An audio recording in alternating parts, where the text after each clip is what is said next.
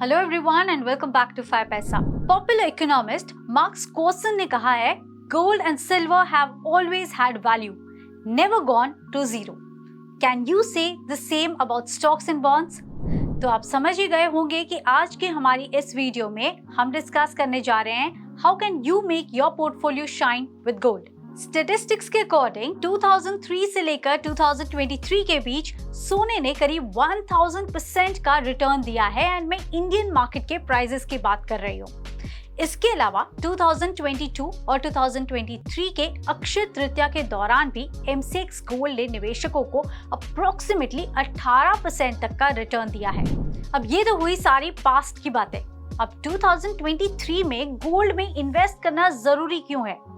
तो इस साल ग्लोबली कई सारे देश ऑलरेडी रिसेशन की चपेट में आ चुके हैं और आगे भी इकोनॉमिक स्लोडाउन की स्थिति बने रहने का डर है। तो ऐसे समय में सोना महंगाई के खिलाफ हेजिंग का काम करता है और वेल्थ इरोशन से भी हमें बचाता है। दूसरी बात यह है कि इकोनॉमिक डाउनटर्न के समय शेयर्स की कीमत गिर जाती है और हिस्टोरिकल डेटा ये बताता है कि जब शेयर बाजार गिरता है तो सोना चढ़ता है, इनवर्स कोरिलेशन होता है। यही कारण है कि बाजार को उम्मीद है कि सोने की कीमत इस साल 65,000 रुपीस पर 10 ग्राम्स तक जा सकती है। और याद रखें कि जब मंदी के हालात सुधरते भी हैं तब भी शेयर बाजार में तुरंत सुधार नहीं दिखाई पड़ता, उसमें काफी समय लगता है और तब तक सोना चमकता रहता है। इसलिए नियर टू मीडियम टर्म के लिए सोने में इन्वेस्टमेंट एक अच्छा फैसला साबित हो सकता है। अब सोने में इन्वेस्टमेंट करने के कई सारे ऑप्शंस हैं, डायरेक्ट भी और इनडायरेक्ट भी। उसमें से एक तरीका है गोल्ड स्टॉक्स खरीदना, यानी उन कंपनीज के शेयर्स खरीदना जो डायरेक्टली या इनडायरेक्टली गोल्ड से जुड़ी हुई हैं। तो आज हम आपको बताएंगे टॉप 5 ऐसे गोल्ड स्टॉक्स के बारे में जो फंडामेंटली स्ट्रॉन्ग हैं और इक्विटी होने के बावजूद आपके पोर्टफोलियो को हेजिंग भी प्रोवाइड कर सकते हैं। गोल्ड सुनते ही यही स्टॉक सबसे पहले समझ आता है, विच इज टाइटन। ये टाटा ग्रुप की कंपनी है। टाइटन का market cap as on 5 July 2023 2.73 lakh crore rupees था। इस कंपनी का PE 81.85 है और इस शेयर का 52 वीक हाई और लो की बात करें तो 52 वीक हाई 3091 रुपीस एंड इस कंपनी का लो 1941 रुपीस का है।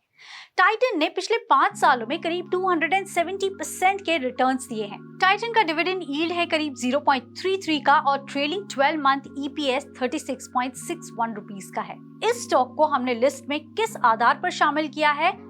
सबसे पहले तो टाटा का स्ट्रॉन्ग पेरेंटेज, दूसरा इसलिए कि कंपनी की कुल आमदनी में 85% से ज्यादा का जो हिस्सा है वो ज्वेलरी बिजनेस का है। इसके अलावा भविष्य में कंपनी को डायमंड और प्रेशियस स्टोन्स के जोया ब्रांड से भी फायदा हो सकता है और युवा पीढ़ी में आईवेयर की जो फैशन कॉन्शियस है वो लगातार इंक्रीज हो रही है, जिसका फायदा कंपनी के हीलियोस ब्रांड से हो सकता है। फास्ट ट्रैक ट्रेंडी घड़ियां भी यंगस्टर्स को काफी पसंद आती हैं। टाइटन के निवेशकों को कंसिस्टेंट फायदा मिला है और निफ्टी 500 में पिछले 5 साल में सबसे हाईएस्ट रिटर्न देने वाला शेयर रहा है। टाइटन के ROCE और ROE में पिछले 2 साल से लगातार इंक्रीमेंट आ रहा है और EPS ग्रोथ भी काफी अच्छी है and that's the reason you should have Titan. List में दूसरा स्टॉक है मुथूट फाइनेंस का। तो कंपनी का मार्केट कैप एज ऑन 5 जुलाई करीब 50,780 करोड़ रुपीस है।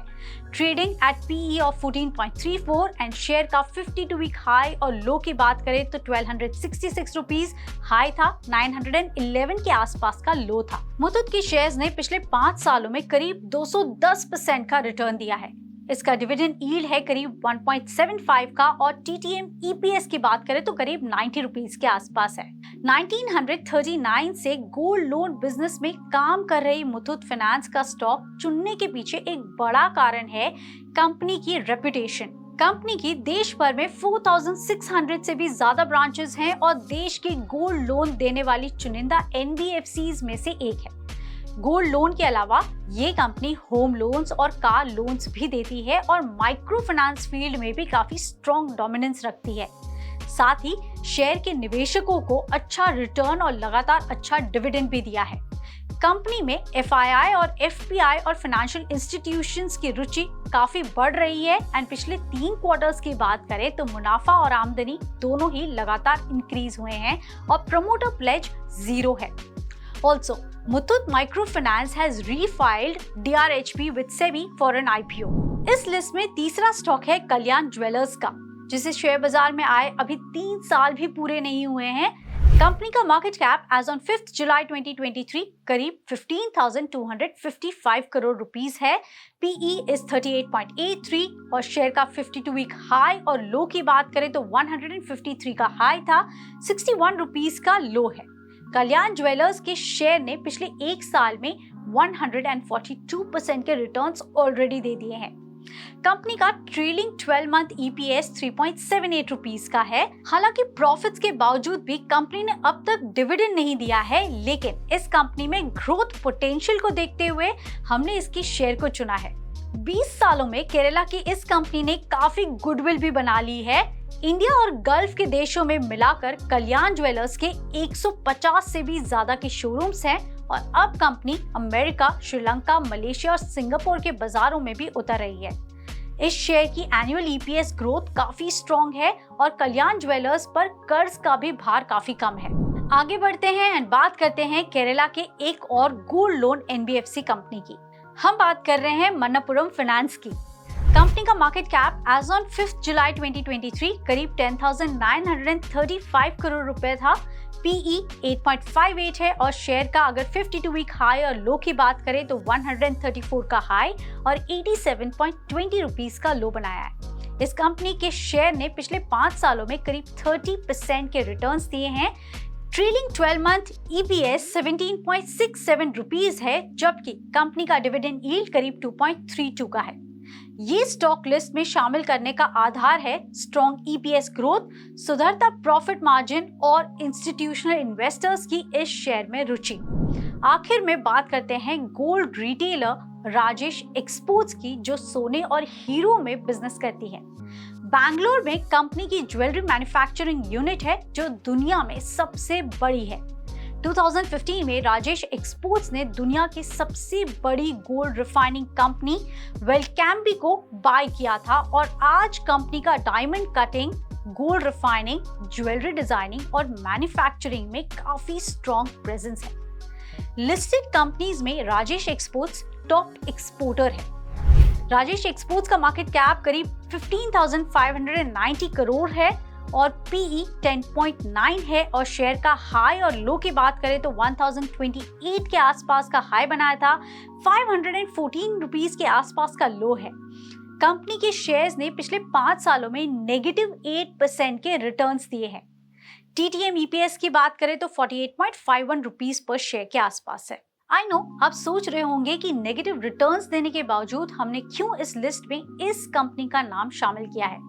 Well, the future prospects look really bright. Gold jewellery, refined gold और पॉलिश्ड डायमंड्स के एक्सपोर्ट में कंपनी के लिए बहुत ही बड़ी अपॉर्चुनिटी दिख रही है। इसके अलावा राजेश एक्सपोर्ट्स EPS में हायर ग्रोथ दे सकती है एंड करीब डेट फ्री कंपनी है। साथ ही बाजार इस शेयर को काफी अंडरवैल्यूड भी मानता है। ये थी हमारी गोल्ड स्टॉक्स की लिस्ट। आप डायरेक्टली गोल्ड में इन्वेस्ट करें या फिर indirectly through stocks and bonds, but portfolio में एक छोटा हिस्सा रखना is considered a safe option. आपको क्या पसंद है हमें कमेंट सेक्शन में जरूर बताइए और किसी दूसरे सेक्टर्स की टॉप स्टॉक्स जानने के लिए भी हमें कमेंट सेक्शन में जरूर बताइए। वीडियो अच्छी लगी हो तो लाइक और शेयर जरूर कीजिए and don't forget to hit the subscribe button for more such videos. See you in our next video.